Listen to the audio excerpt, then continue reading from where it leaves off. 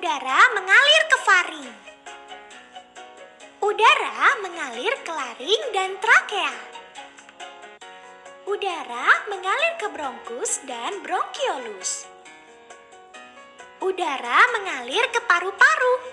Di sini terjadi pertukaran oksigen dan karbon dioksida di pembuluh darah pada alveolus. Karbon dioksida mengalir ke bronkiolus dan bronkus.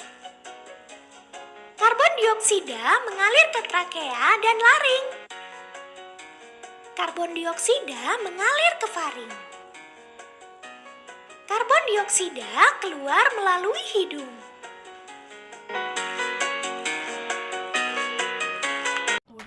Bismillahirrahmanirrahim. Assalamualaikum warahmatullahi wabarakatuh. Apa kabar anak-anak hari ini? Kita mulai belajar lagi ya. Organ pernapasan pada manusia.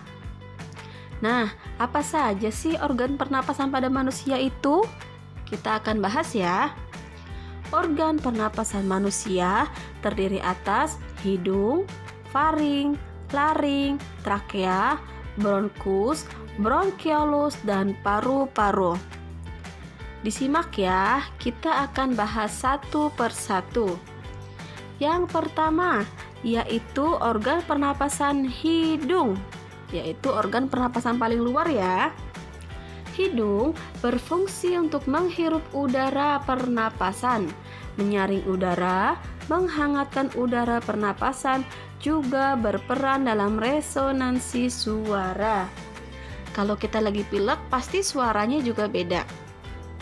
Yang kedua, faring berfungsi sebagai penyaring, pengatur tekanan, dan juga dapat mengatur kelembaban udara yang masuk. Udara ini akan diteruskan ke batang tenggorokan atau yang biasa kita dengar dengan trakea. Selanjutnya yaitu laring. Laring berfungsi untuk melindungi saluran pernapasan di bawahnya dengan cara menutup secara cepat pada stimulasi mekanik, sehingga mencegah masuknya benda asing ke dalam tenggorokan atau ke dalam saluran pernapasan. Selanjutnya, trakea berfungsi sebagai jalur udara untuk masuk dan keluar dari paru-paru. Organ ini tersusun atas cincin-cincin tulang rawan dan terdapat di depan kerongkongan. Selanjutnya, bronkus berfungsi untuk menyaring udara pernapasan, melembabkan udara pernapasan, dan menghubungkan trakea dan paru-paru. Nah, nanti setelah ini kita akan lihat animasinya.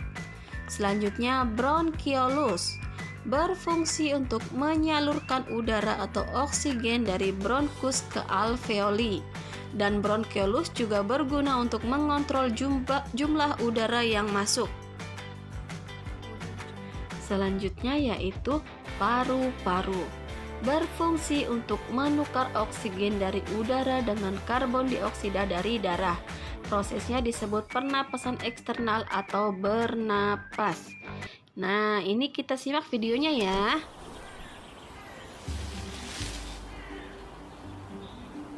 Manusia, hewan maupun tumbuhan, sebagai makhluk hidup, kita perlu oksigen untuk hidup. Waktu bernafas, kita mempunyai organ-organ yang bekerja sama dan membentuk sistem organ yang bekerja mengatur oksigen yang ada di lingkungan hidup sampai pada setiap sel yang kita butuhkan. Oksigen ini tidak tersedia di dalam tubuh makhluk hidup. Kita mendapatkan oksigen dari lingkungan sekitar kita. Bernafas artinya kegiatan menghirup atau memasukkan oksigen dari lingkungan hidup dan mengeluarkan karbon dioksida dan uap air melalui alat pernafasan kita. Kali ini kita akan mempelajari lebih lanjut tentang organ-organ pernafasan manusia.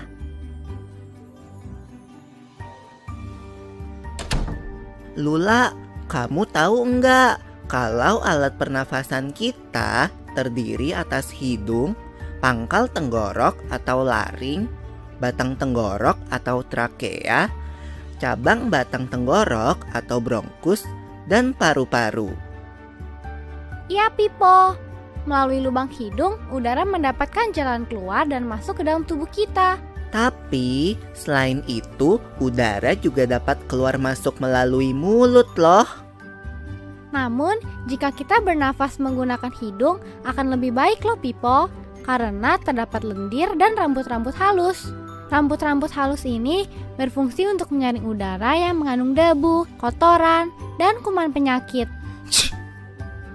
Benar sekali, Lula. Selaput lendir berfungsi untuk mengatur suhu udara yang akan masuk ke paru-paru dan mengatur kelembapan udara agar sesuai dengan kelembapan tubuh.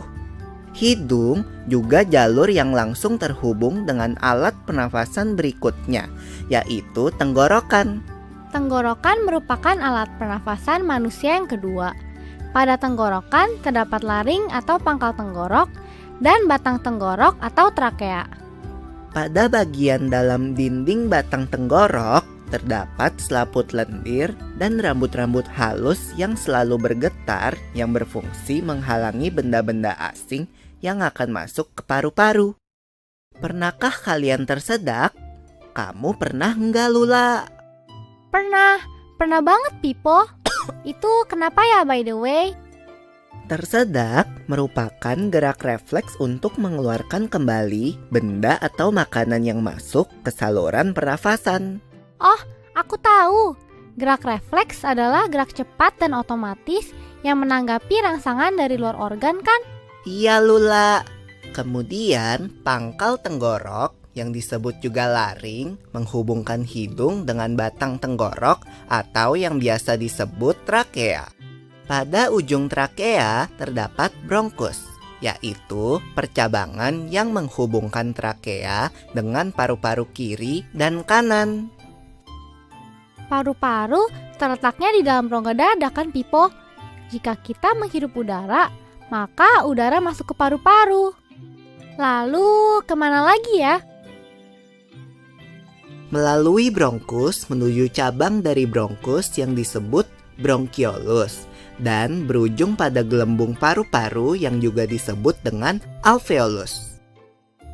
Pada alveolus ini kan yang terdapat pembuluh darah, di mana terjadi pertukaran gas oksigen dengan karbon dioksida.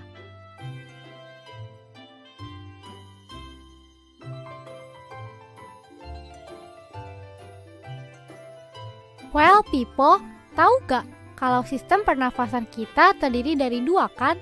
Yaitu sistem pernafasan dada yang umum kita lakukan dan juga sistem pernafasan perut.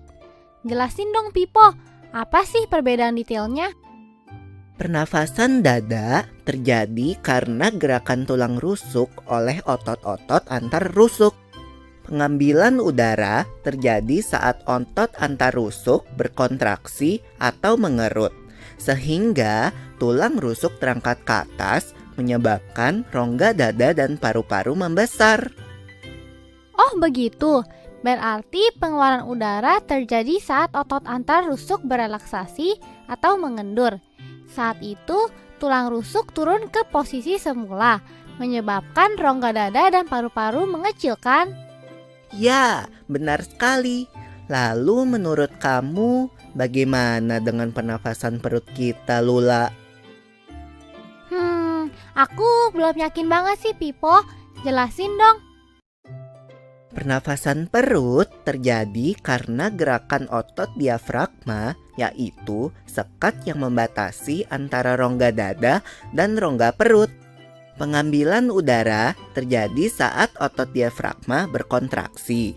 Posisi diafragma mendatar menyebabkan rongga dada dan paru-paru membesar. Berarti pengeluaran udara terjadi saat otot diafragma berelaksasi. Posisi diafragma melengkung ke atas, lalu menyebabkan rongga dada dan paru-paru mengecil. You're right, Lula. Lalu, gimana kalau kita sesak nafas karena banyak asap? Itu akan kita bahas lagi dalam video selanjutnya.